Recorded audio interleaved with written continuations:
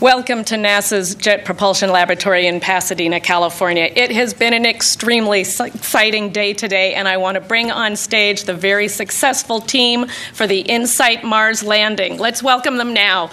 NASA Administrator Jim Bridenstine, JPL Director Mike Watkins, InSight Project Manager Tom Hoffman, InSight Principal Investigator Bruce Bannert, Marco team member Andy Klesch, and Elizabeth Barrett, the InSight Instrument Operations Lead.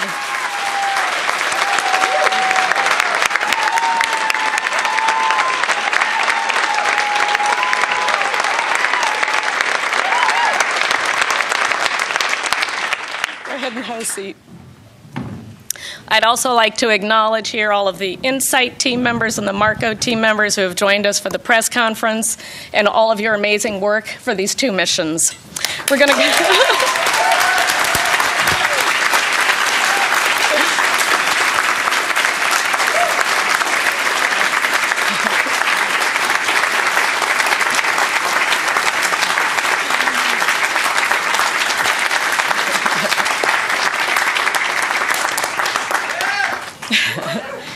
Okay, we're going to start now with NASA Administrator Jim Bridenstine. Well, thank you. What an amazing day. To start, I want everybody here to know that I've been on the phone recently with both the President and the Vice President, and they are overwhelmingly proud of everything that has gone on here today. They watched the entire thing. Of course, they were very anxious and were anticipating greatness, which ultimately we had today. But what an amazing day, and they are so grateful for all of the hard work of everybody in this room. So I want to start by saying a few thank yous. Number one, thank you to the NASA team and the NASA JPL team. Thank you to the Marco team and the InSight team. We also want to thank our international partners. Today was a great day for the United States of America. It was also a great day for our international partners. Germany, of course, is involved in this mission. DLR has been a great partner, as France has. Kness has been a great partner on this mission as well. I also want to make sure I thank Lockheed Martin, the prime contractor, and we want to thank United Launch Alliance, who actually launched this mission almost 7 months ago from the West Coast, which has never been done before for a mission to Mars. And this is an amazing, amazing day. As the NASA administrator, this was my first time to be in the room when something like this happened. I've watched it on TV, but really for the first time to be in the room when the data stops and to know how quiet it gets. I mean, it gets really, really quiet. You can't do justice on television with that degree of quietness. And then, of course, once the data comes back, the elation. What an amazing day for me and, of course, the entire NASA team. We're extremely grateful. This was seen all around the world. It wasn't just the American leadership that saw it. Leaders from all around the world saw it. And, of course, populations from all around the world will see it in the newspapers tomorrow morning and, of course, in social media today, online, in the newspapers. So what an amazing day for our country. But it's not just people all around the world that will see it. In fact, people off the world have seen it, and they have some things they'd like to say.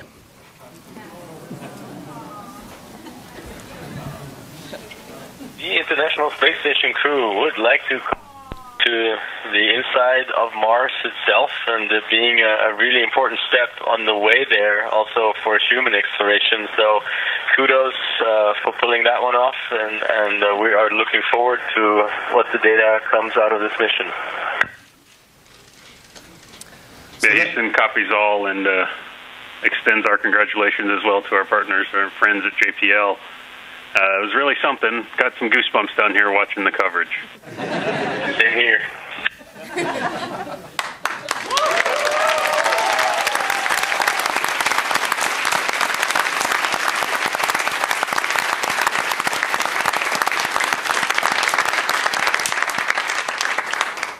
So ultimately, you know, the day is coming where we land humans on Mars. We're very excited about that. I think that's why our astronauts are so excited about it and why they wanted to congratulate everybody here. With that, I'll introduce the director of JPL, Mike Watkins, who has been the kind of the leader of this organization for a while now. I've known him ever since I was a member of Congress, and I'll tell you, he is an amazing advocate for what you guys do here at JPL, and we're grateful for his leadership. Thanks very much, Jim. So you guys were lucky enough to be here with us and to share the 8th successful Mars landing in the history of the planet Earth. So you...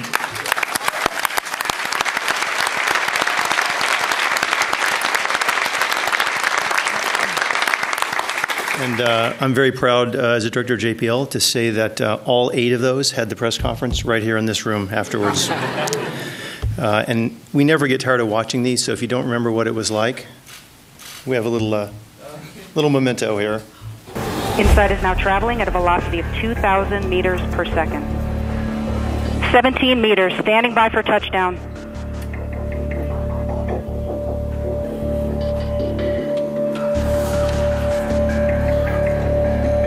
Touchdown confirmed. InSight is on the surface of Mars.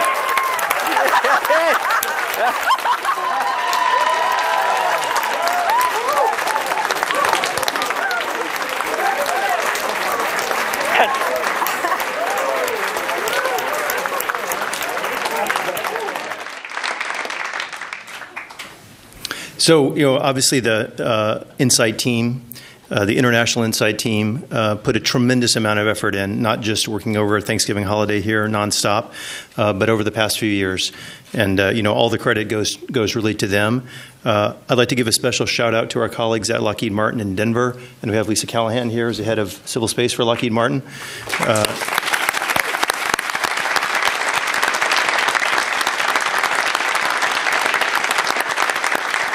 Been our longtime partners going back to Viking days in the very beginning. Also like to thank, as was mentioned by Jim, our international colleagues. The incredible scientific payload on this mission could not have been done by any one country in the world. It takes the entire world rather, to build the kind of scientific breakthrough payload that we have on this mission. You'll hear more about it from our PI, Bruce Bannert, later on. But it is critical to our future to have that kind of partnership, and it really means a lot to us. And of course, in the coming months and years even, the history books will be rewritten about the interior of Mars. I personally have to say, the first day, the landing day, and these first couple of pictures of a place no human has ever seen before also remind us that in order to do science, we have to be bold and we have to be explorers. And that combination of science and exploration is something that exists entirely at NASA and at JPL, and we're very proud to be part of it. Awesome. So, thank you very much.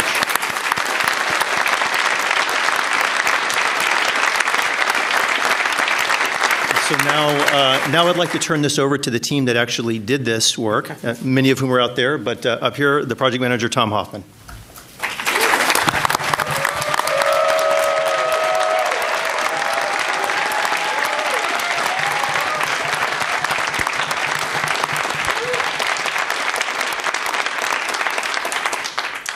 Thank you, Mike. I'm actually truly humbled by this experience. Having the opportunity to work with the amazing team that I've had the opportunity to work with, the team that actually made us successfully land on the surface of Mars, which is never something we should take for granted. It's been a humbling and an amazing experience for me. All the people that are wearing the red shirts and the black shirts today really are the people who made this a success. So I just want to say thank you very much for all the hard work that you put in, and especially all the hard work that your spouses and significant others and loved ones let you put in, because I know you were working on Thanksgiving, but not just Thanksgiving. You've missed a lot of different holidays and important events to make this a success, and today, it was all worth it. Yeah. Thank you, guys.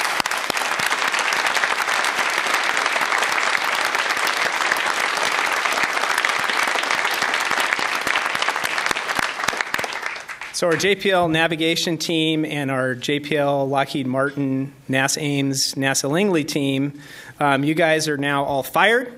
Your job's over. Thank you for getting us to the surface of Mars. We're going to turn it over now to the surface operations folks. Your surface operations folks, your job has just begun. so you better get some rest. It's going to be a little bit of time before we get the instruments onto the surface of Mars and start getting back this groundbreaking science that we expect to get. But I know, just like the navigation EDL team was successful, I know our surface operations team is going to be equally successful with the support of our international partners. It's going to be awesome. I can't wait to start seeing Mars quakes, start getting temperature flux data coming out of our HPQ. That's going to be truly amazing. This is really the first time I've sat down since we landed. I probably can't sit down much longer, so I'm going to stop talking or I'm going to start jumping up and down again. So Bruce Bannard is our principal investigator. We have been working together for the last 7 years to make this a reality. Bruce has been working for decades, and I'm so excited for him that he's finally going to start getting his science back that he's been working so long and so hard for. So, Bruce? Thanks, Tom.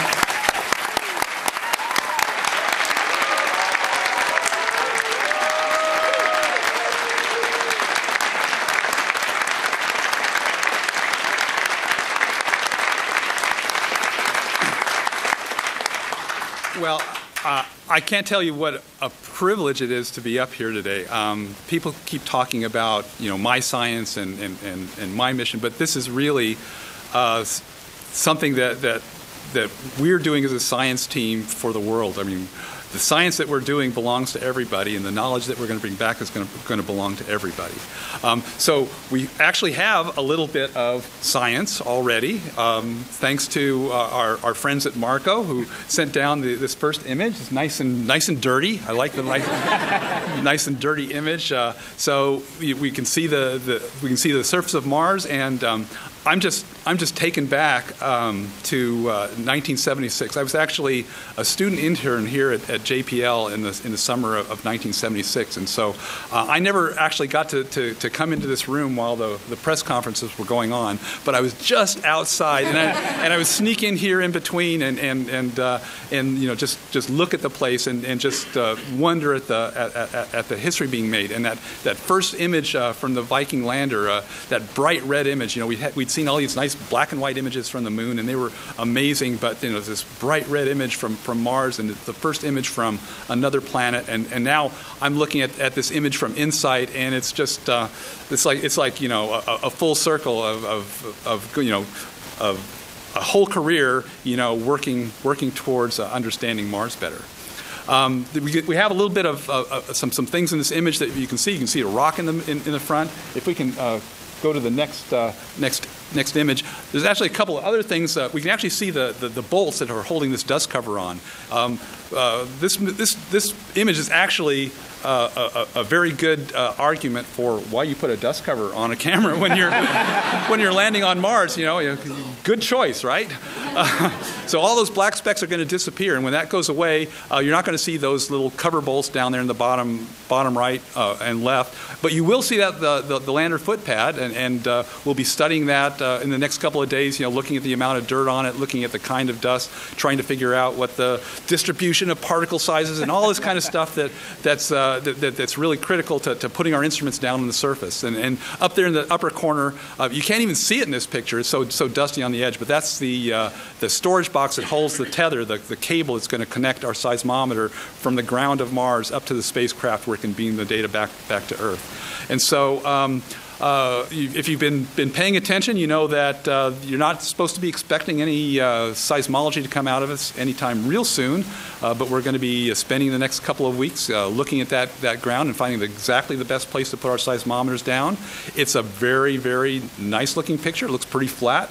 We're very level. I think we're less than 2 degrees of tilt, which makes our job very easy to do.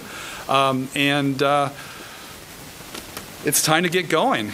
Let's do it. So you all saw the excitement in the control room, but actually there's been excitement all over the world, and we got some images back. If we can roll some of those images now, we have people watching all over the world, all across the United States, Europe, Asia. They said they were going to roll some pictures behind me. I'm not seeing anything coming up, but take my word for it. There's a lot of people cheering all over the place. Here we go. There we go. There's some of the pictures.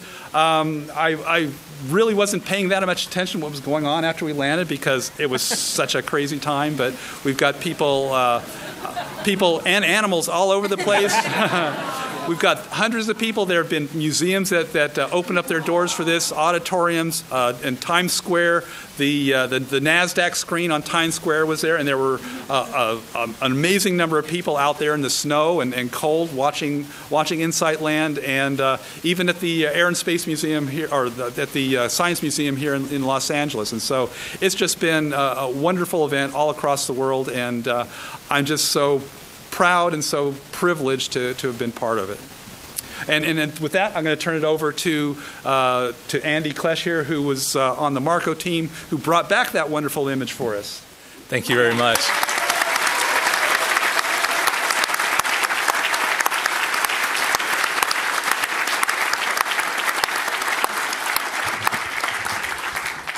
So this has been a fantastic day for spacecraft, great and small on the way. And our spacecraft are very small. Only the size of a briefcase or really carry-on luggage. We were able to take 2 spacecraft, have them transit 301 million miles over the last 6.5 months, and have them fly by Mars. Now, this was not only a very small spacecraft, but it was built by a very small team that we actually have, and you can see them over here on the side.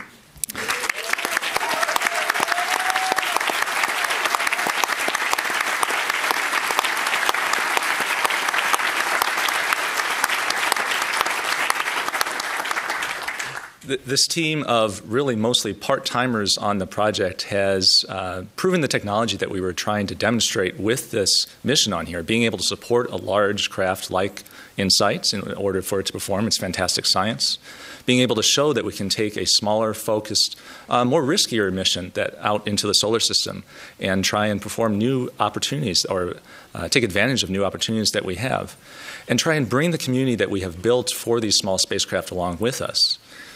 Early on in the mission, we had interns from University of Michigan actually build parts that are flying in Marco right now, the primary flight computer that's flying that was built from the University of Michigan. We had students from Morehead State University actually receive some of the first data back from Marco back in the May and June timeframe.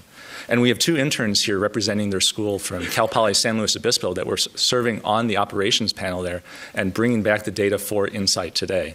And it's all of these different schools, Cal Poly San Luis that we have that really made that we're serving on the operations panel. Now, Marco was there to relay information back from InSight in real time, and we did that extraordinarily well. We had no drop frames, no drop data along the way, and we tried to bring back the image that you had to kick off your science. But on board Marco itself, we had one more gift that we can give the InSight community, and if you bring up the next image here, this image was taken from Marco.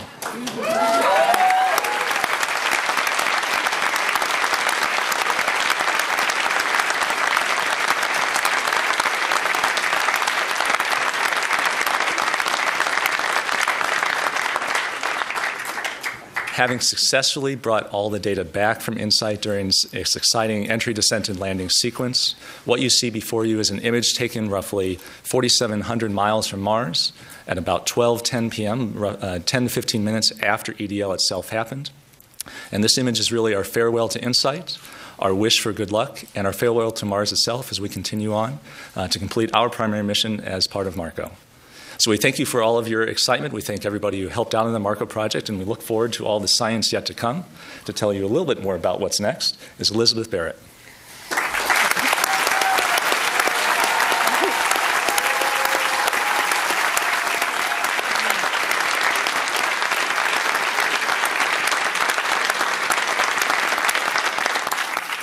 Thank you. I had the privilege to watch the landing with our science and instrument teams on InSight, so it was amazing watching with the scientists and the engineers that have devoted many years of their life to watching InSight land and see it actually land successfully.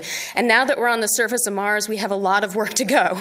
So now that we've landed, we start an initial assessment phase. So the first thing we'll do is assess the health of our spacecraft and then the health of the instruments that went with us, and then look at our landing site. We've got the first picture down, very much thanks to Marco, and now we want to look at it in more detail and understand where can we place the instruments on the surface to get the best science return. Once we make that assessment, we start our deployment phase, and I believe we have a video to accompany that. So the first thing we do is we're going to deploy our seismometer, or SEIS, to the surface. Once that seismometer is down on the ground, we make sure it's in a good location, that it's working well, that we like its placement. And after that, we will return to the deck to grab our wind and thermal shield, or WTS, that goes on top of the seismometer to protect it from the environment. So the wind and thermal shield is deployed directly on top of SEIS to protect it. And you can see here we're lifting it up. You see the skirt drop down. That's going to help protect SEIS from the environment and being placed directly on top. Once we've deployed WTS successfully to the surface, then we return and we pick up our heat probe, or HP cubed. And we're going to deploy HP cubed to the surface as well.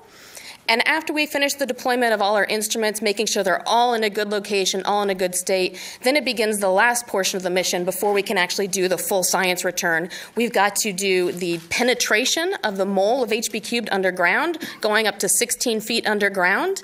And then we also do commissioning of our seismometer, fine-tuning it so that it can detect all those very subtle vibrations on Mars to get that great science return. This entire process, just getting the instruments to the ground, takes approximately 2 to 3 months. So it's going to take a little bit of time to get to that point, and then another couple of months for the mole to penetrate through the ground and to do the fine-tuning of the seismometer. And at that point, we'll be sitting back and listening for those Mars quakes and measuring the vital signs of Mars, getting all that great science return. We're really looking forward to that. And back to you, Ron.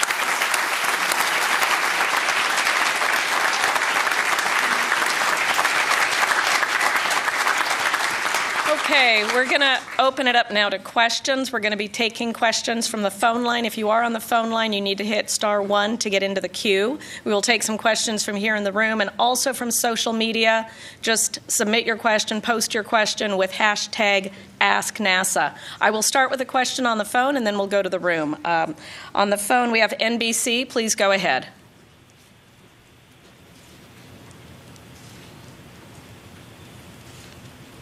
Hi, this is Denise. Can you hear me? Yes, we can hear you. I was wondering, this is a question for Andy. I was wondering if you could explain what happens to the 2 Marco spacecraft, and also whether this technology concept could be used on future missions and how. Thank you. Sure. We're looking forward to seeing the end of Marco's primary mission. We have roughly 2 more weeks to bring the rest of the data down from Marco, covering the entry, descent, and landing sequence and all the lessons that we've learned from the voyage thus far. At the end of those 2 weeks, the 2 Marcos will continue on an elliptical orbit around the sun on here. And that is really the end of our initial period. Though because of the success of the Marcos thus far, we are discussing with headquarters on what we might do with them next, including evaluating their survivability and seeing what other great science and lessons that we can pull from those craft. We do look forward to these lessons being used on future missions. There are many future small sats and CubeSats that are in work and funded by NASA at this point. And we look forward to more concepts into the future. Okay, I'm going to go to a question here in the room. Steve Futterman, go ahead. Congratulations, all of you. I want to ask a question to Tom and to Bruce. Tom, we've talked to people in this situation before. The last few moments and immediately afterwards can be very, very emotional. I'm wondering if you could talk about what was going through your heart and mind, how emotional it was for you, and then I have one for Bruce. It was an incredibly emotional experience. To think about working for 7 years, as many of the people here in the room have done, to get to the point where you have 7 more minutes to survive, literally survive, is incredibly hard to describe. My heart was basically, I think, just stopped beating for 7 minutes. I don't know if that's healthy or not, but then when we got the indication of parachute deployment, which was absolutely terrifying thing to think about, we got that positive. And then listening to Christine Soleil call out as we got closer and closer to the surface, every time she made a call out, the hairs on the back of my neck would start rising a little bit higher, a little bit higher. And when we finally got the confirmation of touchdown, it was completely amazing. The whole room went crazy. My inner 4-year-old came out, but it was not bad. Some of the people on the team had made a timeout area for me just in case. I didn't have to use it. But it was an incredible, incredible experience, and it was amazing. And Bruce, I'd like to ask you, can you give us an idea of 1 or 2 questions you'd like to see? I'm sure there are lots of questions, but 1 or 2 at the forefront that you would like to see this mission maybe answer or give you hints to the answer? Okay, so this is going to get kind of nerdy, but good, that's good. But when I was here in 76 and in the next summer in 77, I was working on a project that was looking at the deformation of the Martian surface and how the surface is pushed down under volcanoes and volcanic provinces on Mars. And I kept on running up against the problem that I needed to know the thickness of the crust, because that affected the gravity field, and the gravity field was one of our basic measurements. And so we just had to kind of fake it because we had no idea. So we kind of say, well, it has to be at least this thick and that, but it was just a bunch of, blah, blah, blah. Honestly, and I thought, gosh, That's a scientific term, by the way. That is, yes. Only 3 blahs, right? So I was like, I just need the thickness of the crust. If we only had a seismometer there, it would be like a snap to get the thickness of the crust. And so that's one measurement that I would like to go back, get that old paper, plug it in, just see how close I was. So that's one that personally I'm really attached to. And then the other thing that really kind of interests me, even though it's not really my particular field of expertise, is the properties of the core. I mean, the core of Mars is a really fascinating object, and it has tendrils into so many aspects of the Martian evolution and even the evolution of the habitability of the surface in terms of the magnetic field, in terms of the amount of heat coming out of the interior. And so when we start getting some information about the core, which obviously is kind of like the hardest thing you can do, is actually go down to the very center of the planet, through 1,000 miles of rock, and actually figure out, what's this made out of, or how big is that? That's the other kind of piece of information that I'm really looking forward to understanding better. Okay, we're going to take one more from the phone line, and then I'll come back to the room. We're going to go to the AP next. Go ahead. Yes, hi. Can you hear me? Yes. I'm wondering, how close to a bullseye did you get on the landing site, and is there any way to gauge how big that rock is in the foreground of the first picture? Yeah, so we got very, very close to the bullseye. I don't have the final numbers, but we are very close to the bullseye. That rock, actually, I'm really happy about where it is, because it's not where we intend to place the instrument, so that's great. And if you look at it closely, it looks like there's a little bit of sand that's been moved away from it, either by the descent engines maybe, or by wind over time. Either of those is great, because what that means is the area in front of the lander is likely mostly sandy soil, which is going to be great for the HP cubed instrument. Okay, we're going to go back into the room. Let's go on this side. Emily, if we can get a microphone right there. Thanks. Hi, Emily Lakdawala with the Planetary Society. A detailed question. Do you know how large the pebbles are that you can see in front of you? And then a question that I keep getting asked by people online is, how many impacts do you hope to be able to detect during InSight's mission now that you're on the surface?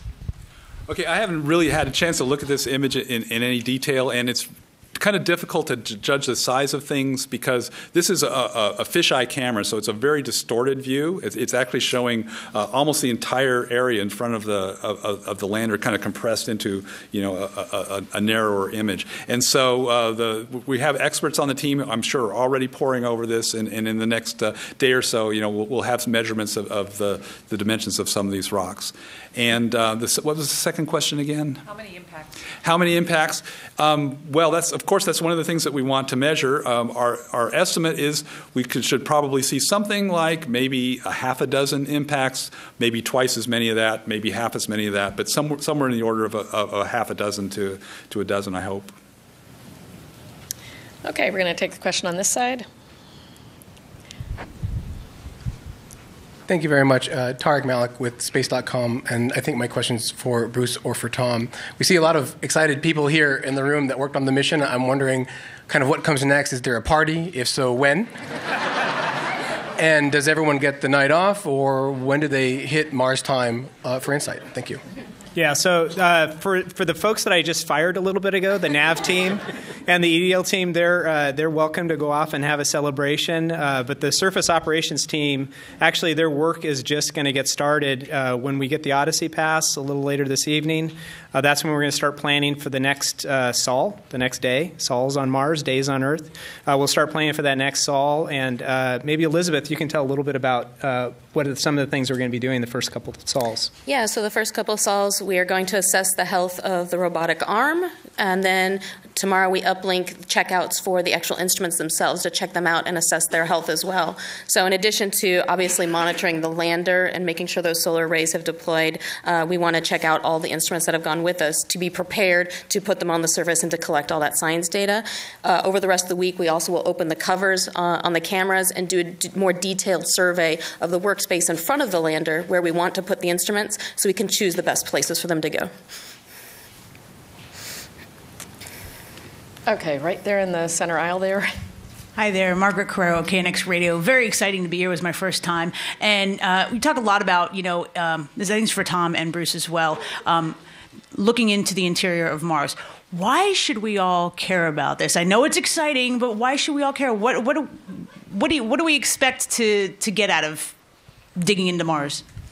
Okay, so the reason why we're digging into Mars is really just to better understand not just Mars, but the Earth itself. And so one of the things I think that is a source of our natural curiosity is, how did we get to where we are today? How does this planet that's under our feet, how did it form? How did it get to be a place with, mountains and oceans and breathable air and things like that? And we're trying to go back in time to the very earliest stages of the formation of our planet.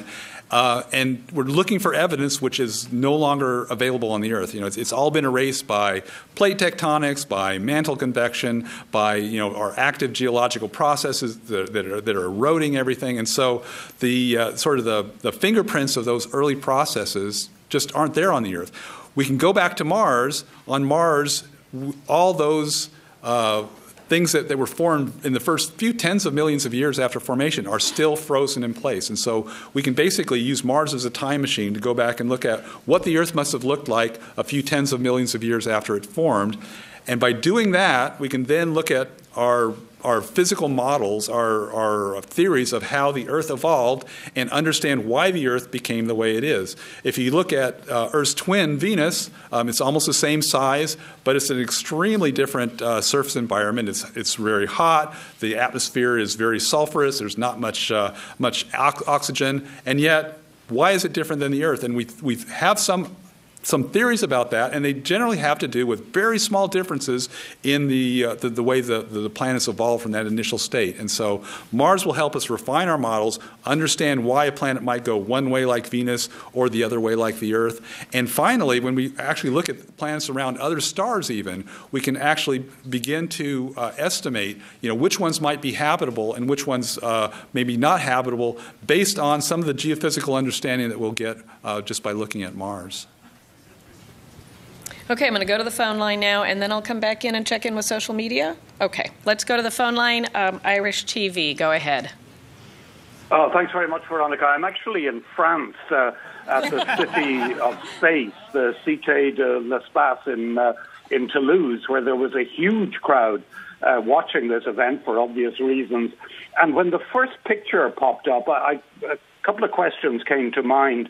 One for Tom.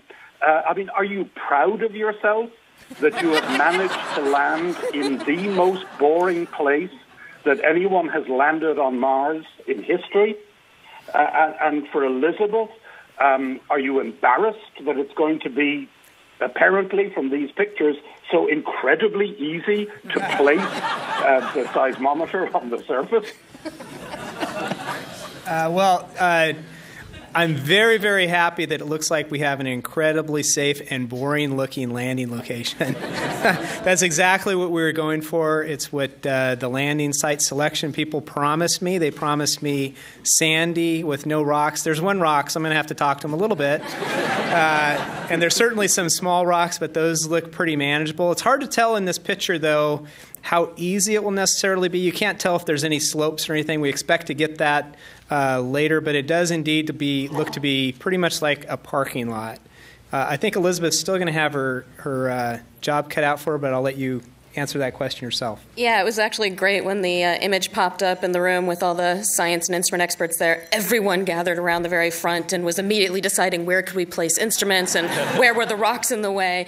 And it's amazing. That is actually so nice, and it appears to be quite empty. As Tom said, we have some more assessments still to do to make sure it meets the requirements for where we can put the instruments at our default locations or in changes we have to make to go to a new location. But this is a great indication. We were all certain that that first image would help us determine how difficult of a job we would have in placing the instruments, and I'm very happy that it looks like we'll be able to do it quite easily, we hope. Okay, let's go to social media. Do you have some good questions there, Stephanie? Absolutely. The internet is exploding with questions and joy. They're almost as excited about the landing as they are about the epic handshake in Mission Control. So we are getting a lot of questions about the cameras and the lens covers in particular. So how long till we remove the lens cover, and will it be permanently removed, or will it be able to go back on during a dust storm? I think you probably... Yeah, so the lens covers, once removed, are permanently removed. They cannot be put back on. So once we pop them, they are popped off entirely. I believe the first cover we open on Sol 2. So right now we're Sol 0, and a Martian day is called a Sol. So on Sol 2, we should open the first cover, and on Sol 3, the cover for the second camera. So this week. Fantastic. And Janice Winston would like to thank all of you for making her birthday a very exciting day. And for the administrator, she asks, how long do you estimate it will be before we land a person on Mars? Oh, wow. I'm going with the mid-2030s. That's very aggressive. But here's what we're doing. We're going to the moon. That's part of the president's first space policy directive, to go to the moon. But he wants to go in a way that we've never done before. This time, we're going to go to stay. So we're going to build a sustainable architecture. In other words, we can go back and forth again and again with landers, with robots, with rovers, and even with humans. It's going to be an open architecture. So we know what happens with reusability. We've seen that with the cost of launch and the access to space with reusability. Cost goes down, access goes up. Well, we want the entire architecture between the Earth and the moon to be reusable. We want launches to be reusable. We want tugs from Earth orbit to lunar orbit to be reusable. We want a reusable command module in orbit around the moon. We call it Gateway. And we want reusable landers going back and forth to the surface of the moon over and over again. The entire architecture needs to be reusable. It needs to be open. In other words, the way we do data, the way we do communications, the way we do docking, all of it is open and available to the public. Once we achieve that, then we can have international partners and commercial partners join us, and ultimately we can build an international coalition of nations to have a sustainable return to the moon for the long term. Now, the reason that's important, here's what we know about the moon. It's a 3-day journey home, which means if something goes wrong, we can still come home. We've seen that with Apollo 13. So we have a perfect proving ground that is part of the Earth-Moon system. The moon never leaves the Earth. Mars is a whole different ballgame. But what we can do is we can prove technology, we can retire risk, and ultimately prove human physiology, which is a whole other dynamic that we're working on the International Space Station right now, and then take all of that and replicate all of those capabilities and technologies as much as possible for a trip to Mars. Now, we talk about the Gateway being that reusable command module. We think back to Apollo. We're all so proud of Apollo. What an amazing accomplishment Apollo was. The entire thing was thrown away except for that tiny capsule at the top. So what we want to do now is we don't want to throw away the whole thing. We want everything to be reusable, or at least as much as possible, so that the mission is ultimately sustainable. If we can achieve that, and we can replicate as much of it as possible for a trip to Mars. We talk about Gateway being a reusable command module in orbit around the moon for 15 years.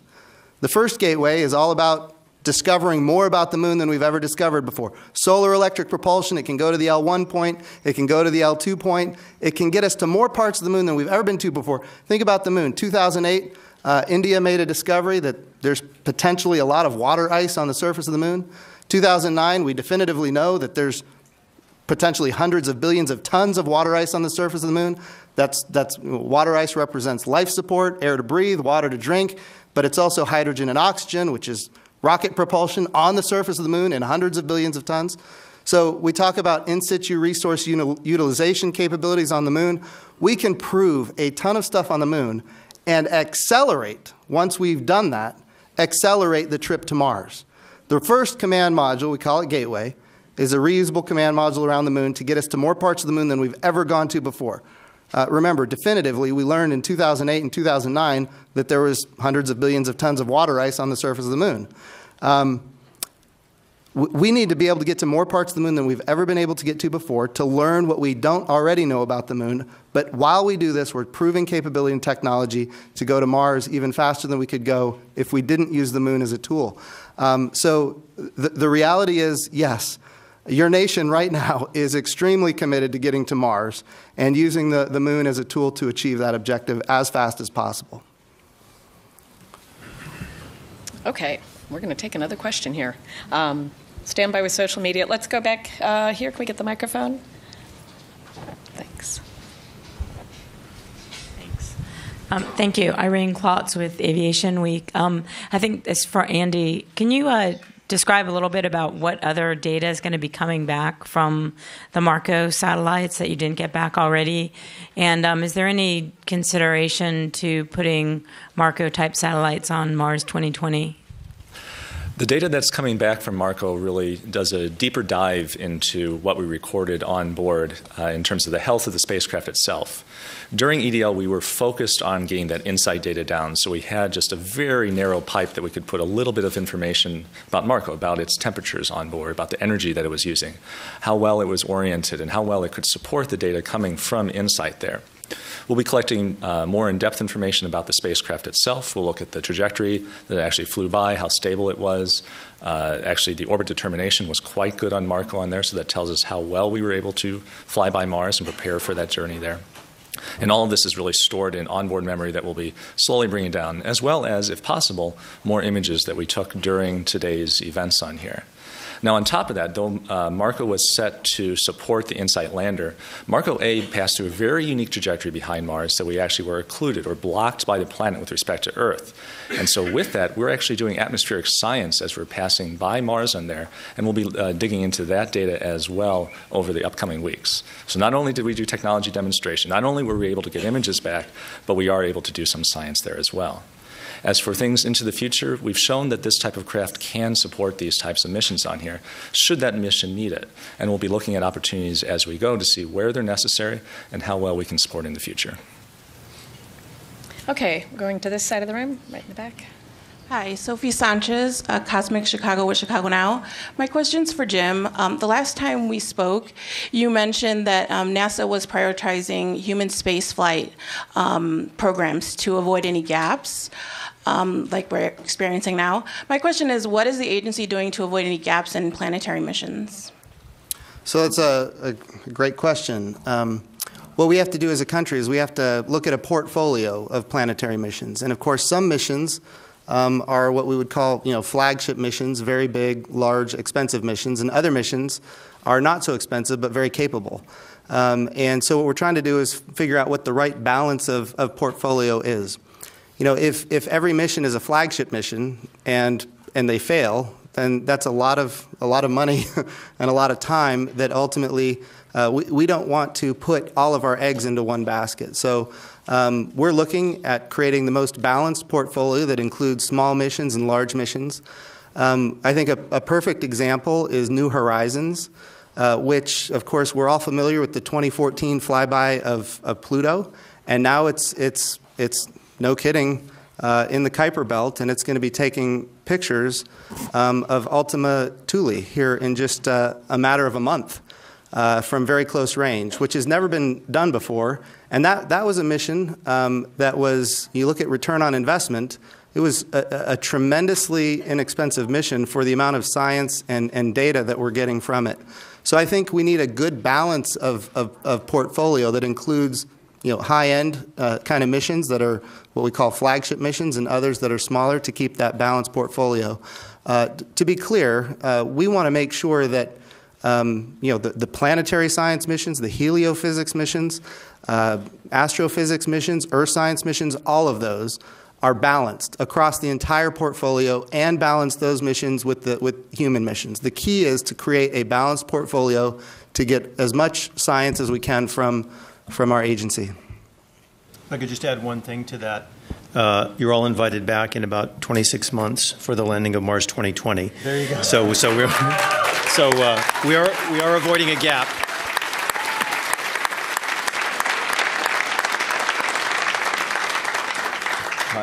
Hi, Fred Bastien for Fred Bastien YouTuber channel. My question is for Elizabeth. You've demonstrated how the instruments are going to pan out with a video. You spend a lot of time on this in the next few days and weeks. Exactly how long is deploying all the instruments going to take, and what are the biggest risks of that process?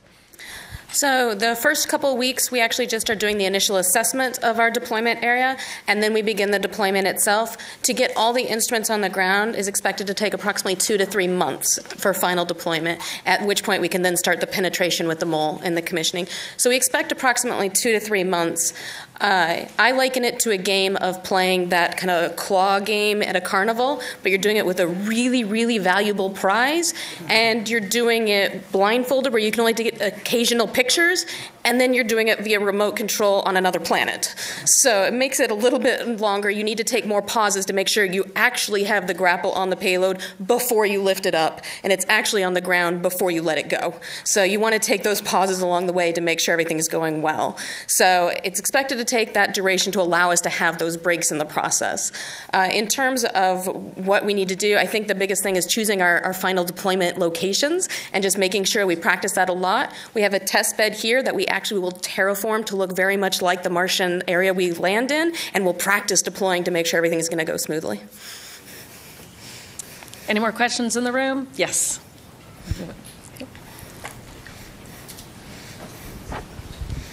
Sorry, with apologies to the InSight team, I'm going to take advantage of the opportunity to ask Mr. Bridenstine another question about the future of Mars exploration. There isn't another Mars mission on the books after Mars 2020.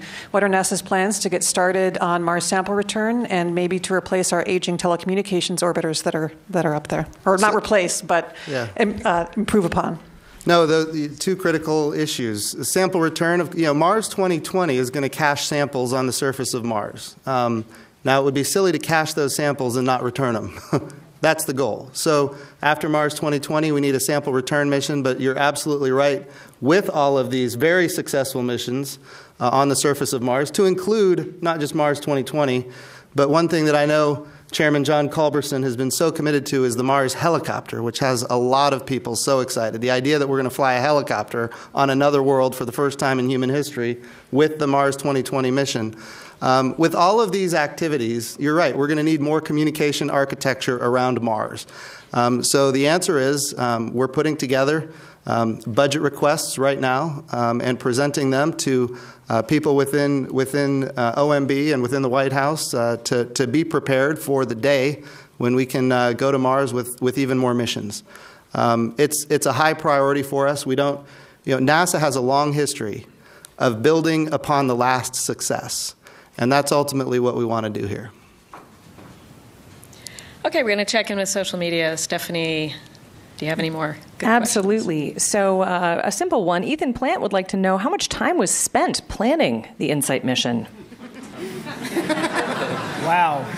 Well, you may or may not be able to see the number of people that are around in this room, and this is probably only half or so of the people that have worked on it, probably on average for 4 or more years. And so you multiply that all out really quickly in your head, which I can't do. One of our navigators already did it, and probably to the 14th decimal point. But it's a huge, huge amount of work that's gone on both at JPL and all of our partners and our international partners to make this a success. And there's still a lot of more work to do. Well, as Elizabeth pointed out, we've gotten just part of the way done with this mission. We maybe got the hard part out, but there might be some challenges still in getting the deployment done. So there's a lot more time to go and work to be done. Yeah, in terms of planning this particular mission, I would say, we were probably sitting down in a room and sketching out about 10 years ago, trying to get together the ideas for the proposal that finally became this mission eventually. So I would say about 10 years we've been planning this. On some level, I've been planning this for almost 30 years because, back in 1988 or so, I've started working with some engineers here at JPL to try to develop a seismometer to go to Mars and trying to figure out the kind of mission that would carry it. And so depending on how you want to calculate it, it could be 30 years, it could be 5 years, or it could be a couple of thousand years as Tom was going to do it.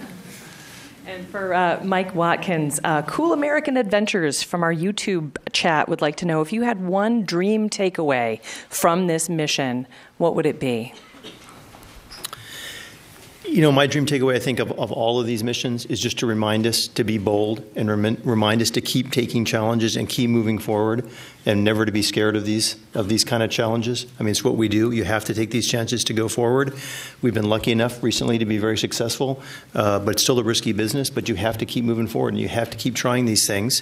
We try them on Mars, we try them on Europa, and we try them all around the solar system, and it's something that I think is part of human nature, and it's something that challenge we have to keep taking. All right, and with that, I think that's an outstanding closing statement for today's news conference. Now, we're going to do a replay of images for media. If you want the replay of images, we'll do that in just a couple of minutes before we close out. But I know that there are some team members here who wanted to come through and do their high fives. So come on through, gang, and this is...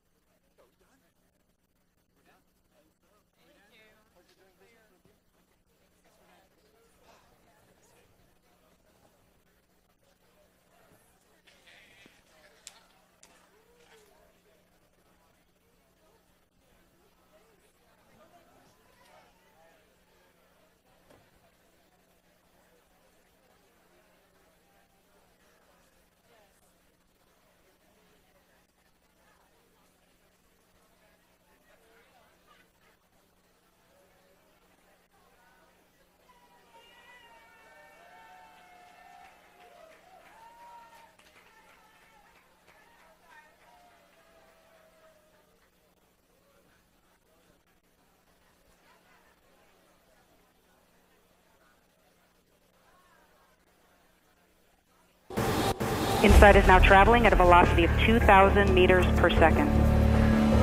17 meters, standing by for touchdown.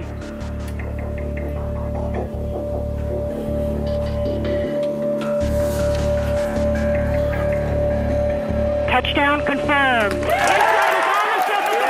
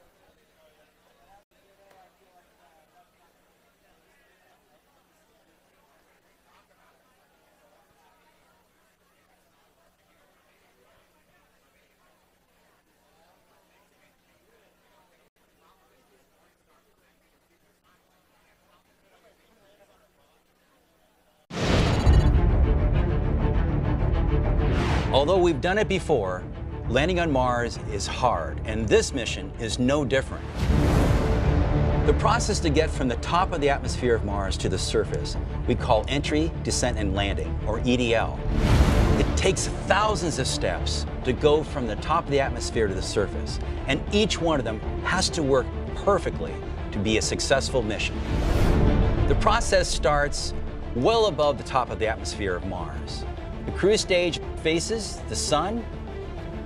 It also has its radio antenna, which faces Earth. But now we don't need the cruise stage. Its job is done. The next step, just 7 minutes before arriving to the top of the Mars atmosphere, is to separate the cruise stage. Before you hit the top of the atmosphere, though, the space capsule has to orient itself so that the heat shield is precisely facing the atmosphere. Now the fun begins.